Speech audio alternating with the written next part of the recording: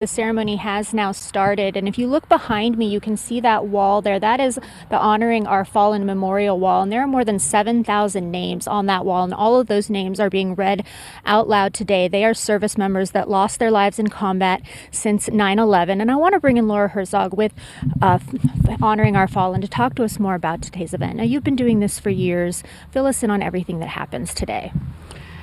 So as the sun rises, we pause and we prepare. So we have active duty military, first responders, veterans, Gold Star family members that come out, and we begin as the sun rises on this day, dedicated War Declaration Day, a day that we're to pause, reflect, and remember the sacrifices of those that have paid the ultimate sacrifice.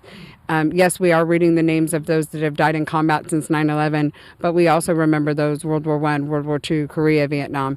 And one of the most important things to the families is they want their loved one's sacrifice to not be forgotten. So whether that service member was married, not married, children, no children, there still is a family behind every name that is being read right now.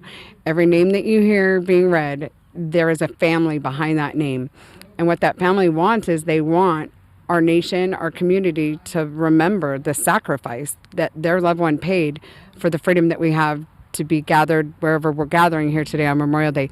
So it became really important to my heart. God put it on my heart that say their names. I've served, as of now, close to 1,400 casualty missions around the world, and there's not been a family that I've ever served that hasn't said that. I want them remembered. Some families will create a hashtag, do it for John, do it for, Cody, and they go out and do things in honor of their service member in the community. And that sets with the same premise of exactly what your question was, is why we're here today, is we're saying their names. So we just want to say their names. We want to remember the sacrifices of those that have signed a blank check. Talk to us about Honoring Our Fallen, what you guys do as an organization, because you're out there helping these families when they're in need. Yes, so we work alongside the casualty officer that is assigned to the family. The primary next of kin is what the military calls it. So sometimes it's a mom, dad, sometimes it's even a sibling or, a spouse. We have one coming up on Friday. We have a private that was killed in World War II. And through the advancements in DNA technologies, the remains of that World War II hero are going to come home 76 years after he was killed, and he's going to finally receive the honors that he's been due all those years. So we work alongside the family and assist them in and work alongside the casualty officer. If it involves an aircraft arrival, get them to the airport for their loved ones' remains to be brought in and support them. Many families have, every family has their own connection. So what we try and do is fill in the gaps.